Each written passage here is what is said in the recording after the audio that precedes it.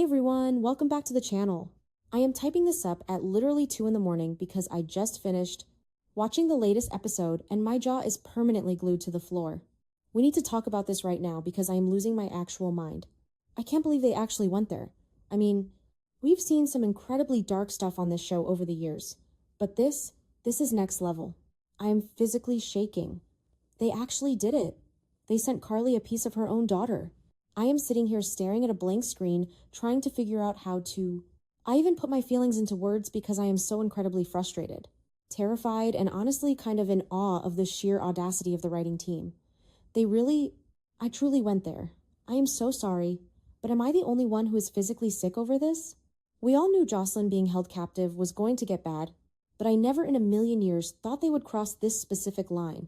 So let's just back up for a second because I need to talk about the build-up before the big reveal. Carly has been an absolute wreck, and rightfully so. She has been tearing through Port Charles like a hurricane trying to get anyone, literally anyone, to listen to her.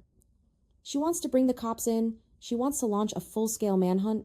She is doing everything a desperate mother would do when her child vanishes into thin air. And we know Carly. When Carly is on a mission, she does not take no for an answer. But the PCPD is dragging their feet as usual. Detective Joe Fitzpatrick is acting sketchy as hell, which makes sense because we all know he's got some hidden agenda. So Carly is completely isolated. She is trying to push the police to do more, to dig deeper to find her daughter, and she is hitting brick walls everywhere. And then we get to the scene at the Metro Court. The atmosphere was just so heavy. You could feel the tension radiating off the screen. Carly is standing there, trying to hold her life together, trying to project that classic Carly strength, but you can see the cracks. Laura Wright is acting her absolute heart out here, guys. Give her the Emmy right now. I mean it. The way her hands were shaking, the way her eyes looked so hollow and exhausted. And then, a staff member brings her a package. A small unmarked box, no return address, no name, just a plain, innocent-looking little box.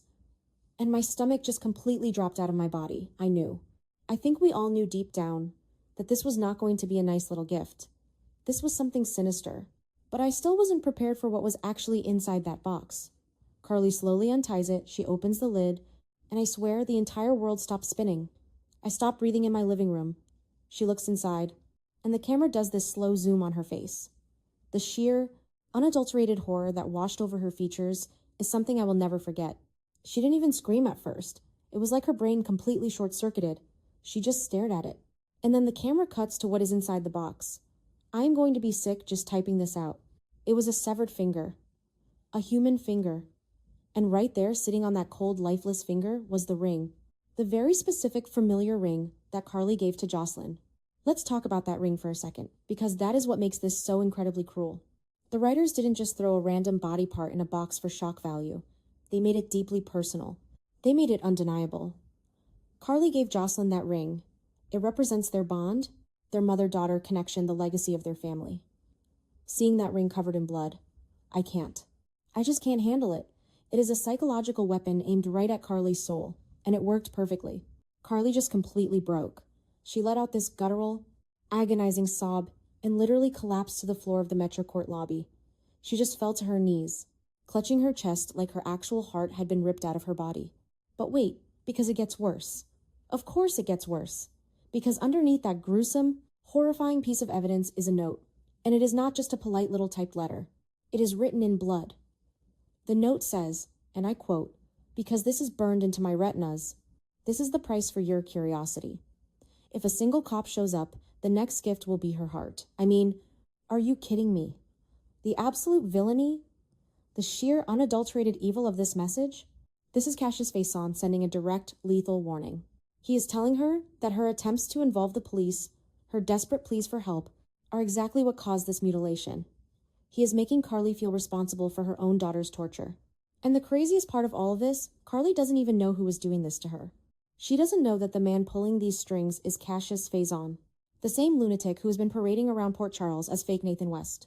She has no idea that this monster is operating right under everyone's noses, hiding in plain sight, and keeping Jocelyn locked up in the exact same Windermere cell where Anna Devane was held captive.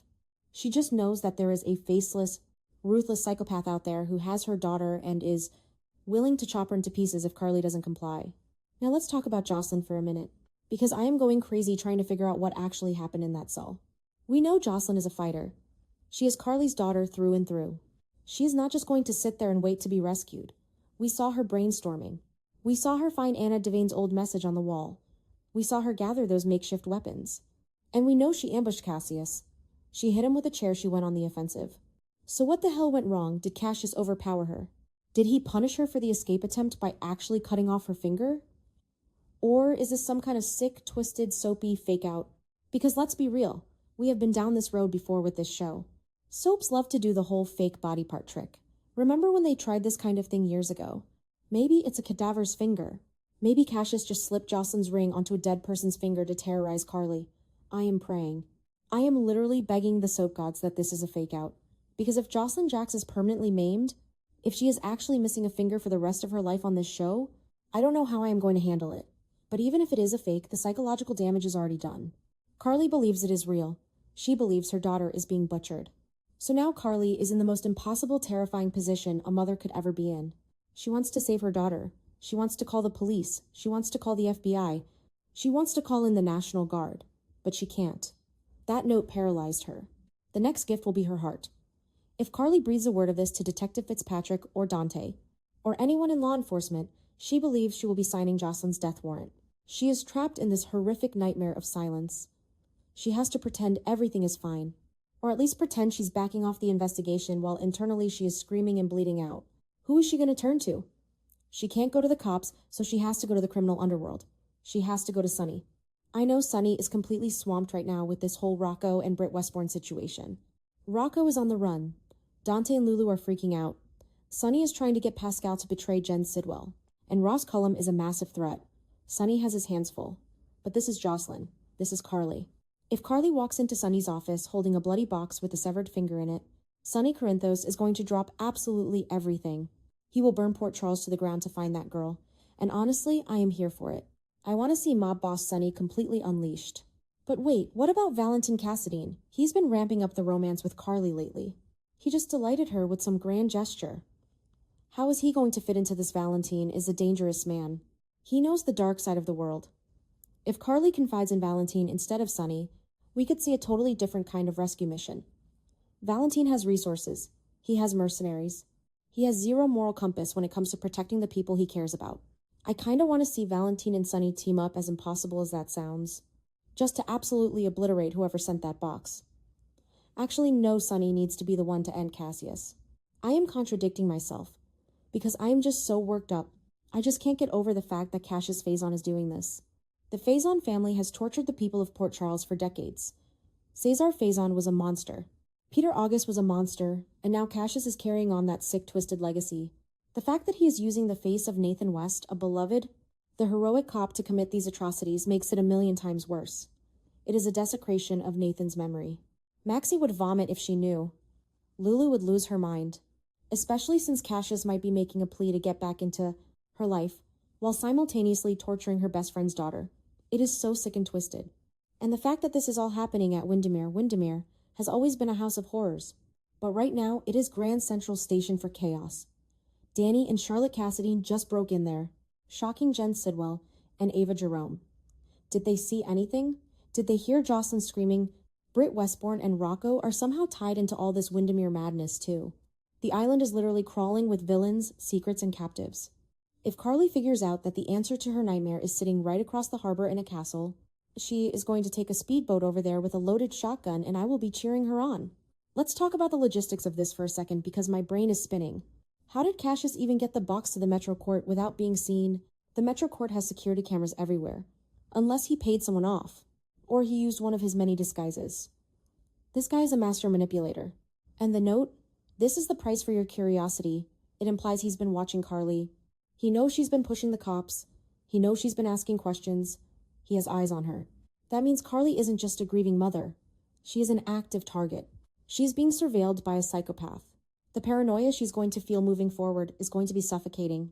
Carly has always been a control freak. She thrives on taking action, on fixing things, on protecting her family at all costs. She already lost Morgan, she cannot lose Jocelyn. To strip her of that control, to tell her that any action she takes will result in the literal heart of her daughter being cut out. It is the ultimate psychological torture for a character like Carly. She's going to have to fight every single instinct in her body. She's going to have to lie to the police. She might even have to lie to her own family to keep them safe. The isolation is going to drive her completely mad.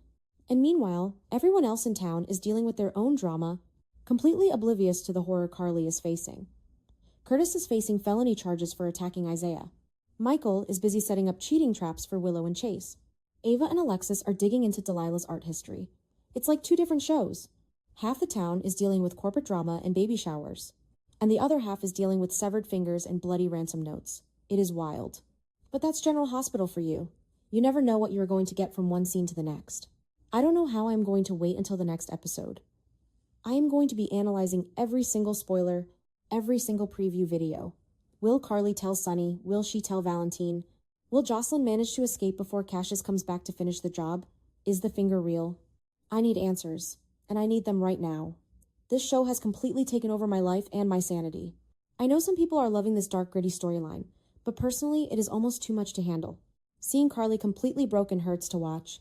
I have to mention the acting again because Laura Wright just absolutely destroyed me today. The way she portrayed that visceral primal grief was incredible. She didn't just cry, she mourned. She mourned the piece of her child sitting in that box. It was so raw and so real that I had to look away from the screen for a second. The writers gave her incredibly dark material, and she took it and turned it into a masterclass.